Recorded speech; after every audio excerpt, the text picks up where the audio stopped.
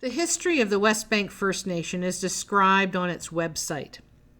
The reserves at West Bank and Kelowna were initially part of the Okanagan Indian Band located near Vernon, BC. In the early 1960s, there were approximately 170 band members residing at West Bank, and the general feeling was that their concerns and interests were not being addressed. They had only one member with a seat on council, so there was limited impact and influence on the decisions made. A committee of West Bank members was struck to begin the process of separation from the Okanagan Indian Band.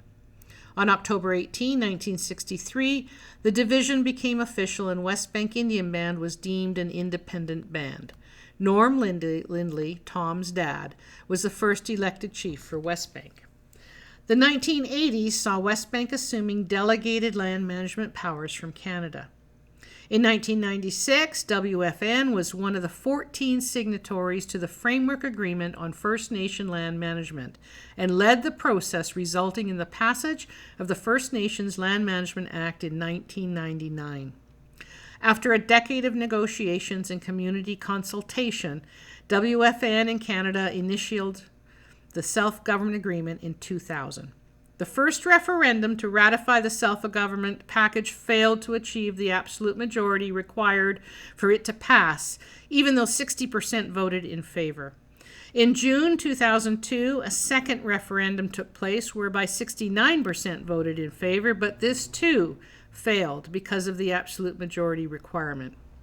In May 2003, with the stringent voting requirements changed by Canada to one of a majority of the majority, the community went to the polls for a third time and voted in favor of the West Bank First Nation Self-Government Agreement, the West Bank First Nation Constitution, and the West Bank First Nation Land Code. On May 6, 2004, the West Bank First Nation Self-Government Act received royal assent in Ottawa and became law. The act came into force on April 1, 2005. But all was not smooth after with Canada regarding financing. One major hurdle we have been facing is negotiating a renewed fiscal financing arrangement with Canada. In our view, the new federal policy implemented since the passing of the West Bank self-government legislation is proving to be incompatible with our agreement, so there are many issues to work through. Chief Robert Louie, West Bank First Nation Self-Government Agreement Annual Report on Implementation, 2010 to 2011. West Bank Indian Band was always lauded and promoted as being the most progressive Indian band in Canada. So much so you would have thought progressive was actually part of their name. Today, the new creature declares on its website, West Bank First Nation government is one of the most progressive First Nation governments in Canada. There are about 480 West Bank First Nations members defined by the West Bank First Nation Constitution on reserve, half under age 30, and some 10,000 non-members, non-Indigenous, live there. It took 3 votes and an amendment to legislation to lower the threshold to get the West Bank First Nation Land Code, Constitution, and Self-Government Agreement lawfully in place at West Bank.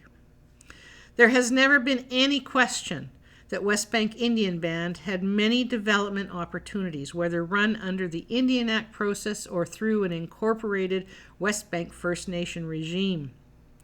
Hailed as one of the most progressive bands in Canada and situated in one of the fastest growing areas of the province. Location, location, location. WFN is strategically located along Highway 97, adjacent to the city of Kelowna in the heart of the Okanagan Valley. Combined with hot, sunny summers and short winters, it is surrounded by beaches, golf courses, wineries, orchards, and ski resorts. A mecca for permanent residents and tourists alike. Aboriginal Business and Investment Council. The issue is more akin to Joni Mitchell's 1970s Big Yellow Taxi. They paved paradise and put up a parking lot with a pink hotel, a boutique, and a swinging hot spot. Don't it always seem to go that you don't know what you've got till it's gone? They paved paradise and put up a parking lot. I majored in urban land economics and marketing for my then 5 years required undergraduate degree, Bachelor of Commerce from the University of British Columbia Sauder School of Business. There's a whole lot more going on regarding investment decisions, regarding reserves, than any federally legislated opt-in initiatives can address, like location, location, location.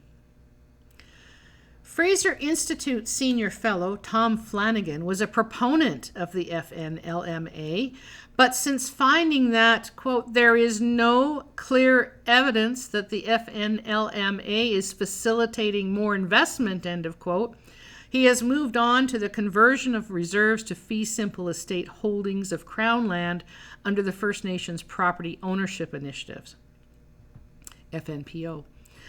An appropriation contrary to treaty, but of course is being set up on the same opt-in basis of the FNLMA. Quote, the FNLMA allows First Nations to establish secure and tradable land tenure. Local administrations can provide these services and reduce investor transaction costs. To date, however, there is no clear evidence that the FNLMA is facilitating more investment. Tom Flanagan, Christopher Alcantara, Andre Ledrasse, Beyond the Indian Act, Restoring Aboriginal Property Rights, McGill, Queen's Press, February 8, 2010. The First Nations Land Management Act, passed in 1999, makes it possible for First Nations to opt out of the land management provisions of the Indian Act and enroll in a new regime under which they can draft their own land management code. After the code has been approved, the First Nation band still does not own its own land, but can enter into property transactions such as leases without further approval by the minister. That's page 12 of their book.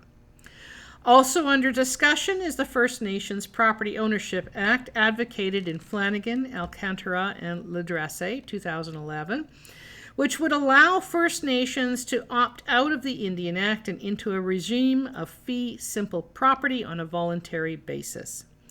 The idea was endorsed by the House of Commons Finance Committee and mentioned favorably by the Minister of Finance in the spring 2012 budget papers. The First Nations Tax Commission has been working with federal officials to draft a bill for submission to Parliament. If and when the legislation is finally passed, it is expected that about a dozen First Nations might want to opt in at the outset, with others perhaps following. Flanagan, Tom, Katrine Beauregard, 2013, The Wealth of First Nations, an Exploratory Study, Fraser Institute.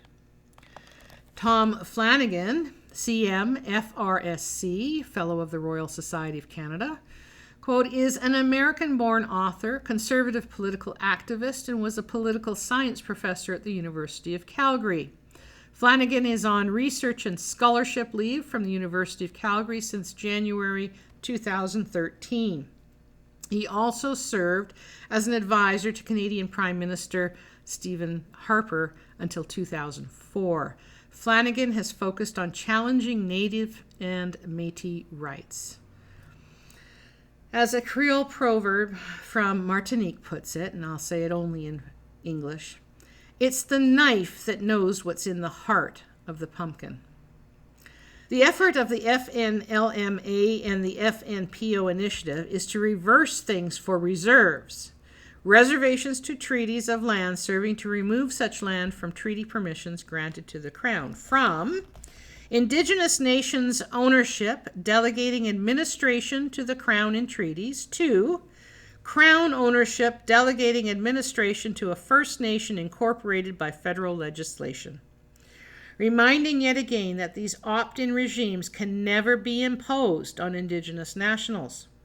No more Indian problem, no Indigenous nations by the very admission of the domestic ethnic minority members, and since no more Indigenous nations, no more treaties, just domestic sui generis agreements declared thus by domestic courts and subject to the Section 35 Constitution Act 1982 domestic doctrine. The FNPO initiative has been underway since 2006. The essence of the proposal is as follows. First Nations should have the option, requiring a majority support of members, remember mere majority of the majority who turn out to vote, to hold the legal title to the land currently held by the Crown as reserves under the Indian Act. Individual First Nations should have the power to transfer title in fee simple, with any restrictions they would deem fit, to individuals without any loss of their jurisdiction over the land, despite any possible change in ownership. First Nation jurisdiction over First Nation land should be substantially expanded. A number of important safeguards should be included to preserve the First Nation character of the land. The new First Nation land should be registered in a Torrens-style land registry, which could eventually serve reserve lands as well. This from the First Nations Tax Commission. The Conservative government will introduce legislation that would allow First Nations members living on reserve to own their property, a radical change that aims to spur economic development in Native communities that choose to embrace the new law. It's all part of an ambitious Conservative agenda to bring fundamental changes to relations between Ottawa and the First Nations on property rights, on matrimonial rights, on financial transparency, and on education. The act would potentially affect more than 366,000 natives living in more than 600 First Nations communities comprising some 2.7 million hectares of land. However, each First Nation would be able to choose whether to introduce private property onto reserves. As yet, only a handful of Native leaders support the idea. A government official, speaking not for attribution because Aboriginal and Northern Affairs Minister John Duncan comments publicly for the government on Native policies, said Sunday a new act was coming. Quote, "We intend to move on our commitment to implement legislation to allow on-reserve property rights," the official confirmed. "There is solid support from First Nations for this, and we'll work with them." There is no word on when the government intends to introduce the bill. John Ibbotson, Harper Government to introduce law to allow private property on reserves, from the Globe and Mail, August 5, 2012.